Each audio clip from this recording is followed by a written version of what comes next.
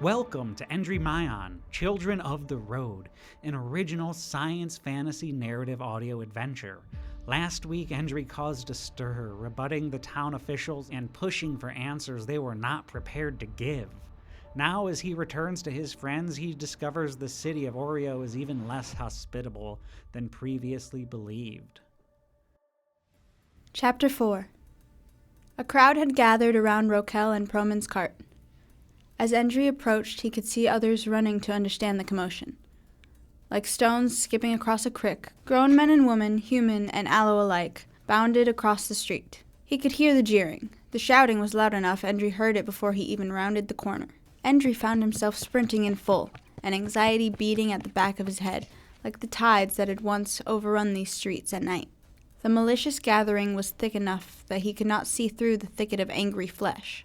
With his strength and the shaft of his spear, he shoved the agitated citizens aside to find the few friends he called his own.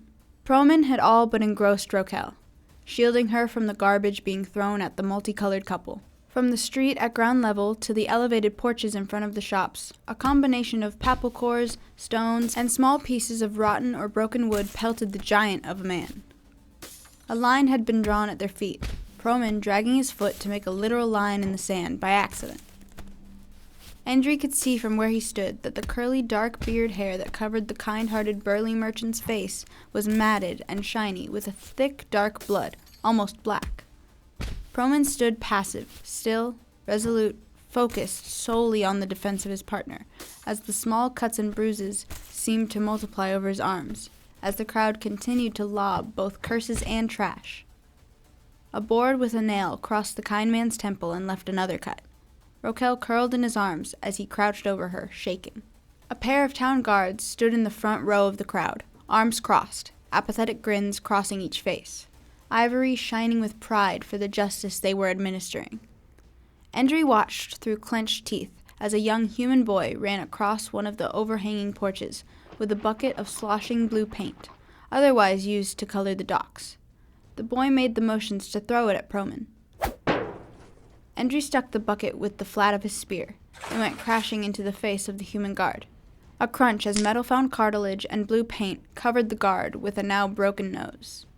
The continued arc of the spear forced the crowd a wide step backward, the wood making a loud swoosh as it carved through the air. The aloe guard regained her composure. Wiping paint from her eyes, she pulled out a short club. The woman surged forward with a misplaced confidence in her ability to subdue the agitator. She found herself on the ground at her partner's feet, forced there after Endry placed the butt of his weapon into the dirt, followed by his foot in the woman's gut.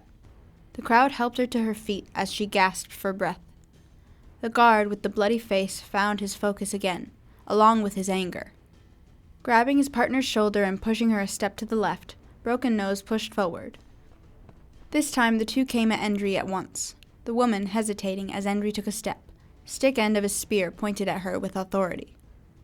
It took little effort to budge the rod into the side of Broken Nose's temple, just enough to knock the bigot off balance, and into Endry's elbow, rushing forward. The blow to Broken Nose's chest planted him where he rested only seconds before. He may have broken a rib by the way he clenched his chest. If the crowd had been shocked when the aloe guard had first fallen, they were now stunned into complete silence as the other writhed on the ground. One hand clenching his chest, the other his nose, as blood soaked into the loose sand.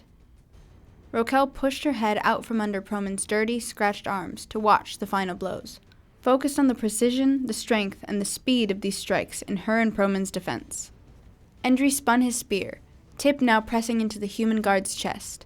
The man coughed, spitting crimson to the side, definitely a broken rib.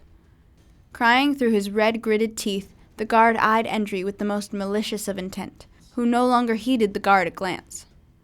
Instead, Endry glared over the stunned crowd, eyes surveying the faces before he twisted his head, just to confirm no one was approaching from behind.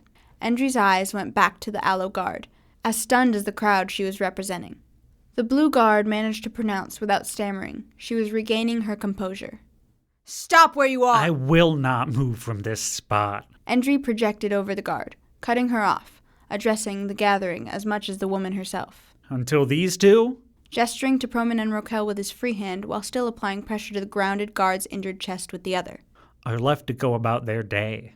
He finally addressed the guard, still standing. Unless they're breaking some of your laws with their being. Only now, the guard took the time to wipe the paint from her brow that was intended for Promin. She let some of the crowd disperse on their own before addressing the rest with her regained composure and authority. Everyone to your day. Her eyes not leaving Endry, as the rest of the bystanders, sated by their little display of savagery, quickly meandered away. Only then did Endrymion remove the tip of his weapon from Broken Nose's chest. The man crawled backwards to the feet of his partner, who helped him up. The pair again made a move toward Endry, as he turned to address his companions, but froze at the warning glare they received. The guards turned for the direction they had come from, with significantly more aches and pains as they made their way around the corner and up the long hill to the town hall, presumably to make one of those precious reports. When he was certain the two guards wouldn't be doubling back, Endrymion turned back to Rokel and Promin, eyeing their injuries. Rokel whispered in an appropriately concerned tone as Endry leaned down to help the gentle giant of a man that was Promin to his feet. We should move. Close up shop for now.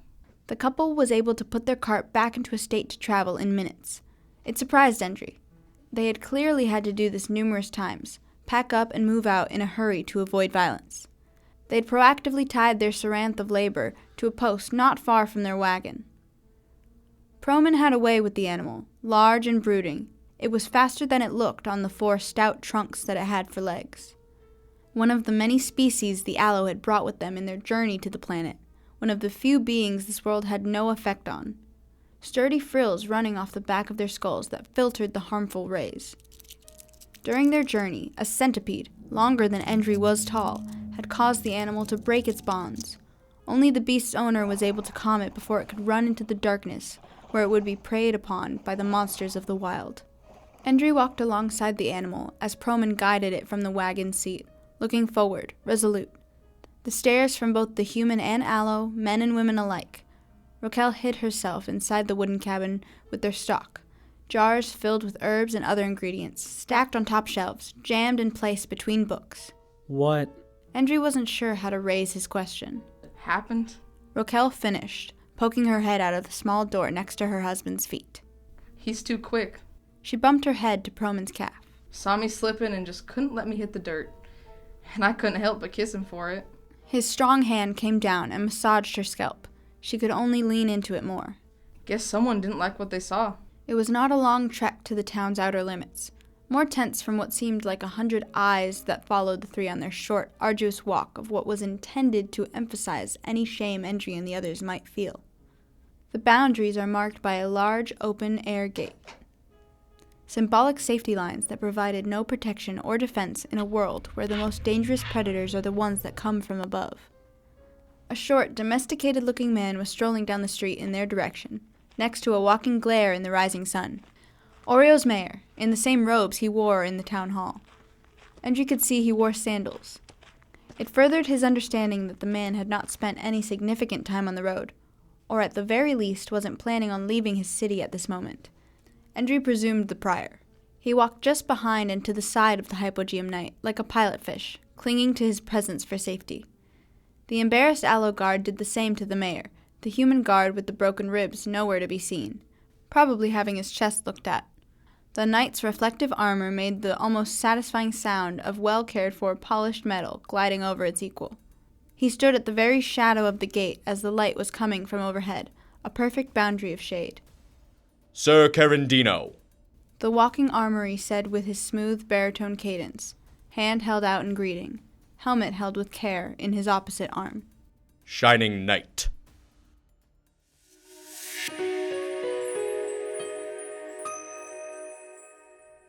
Thank you for enjoying Endrymion, Children of the Road, an open life production.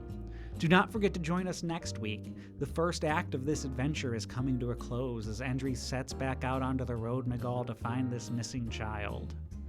Endrymion is written and edited by Casey James. It features the voices of Ariana Davila, Mackenzie Campbell, Ben Richards, and Casey James.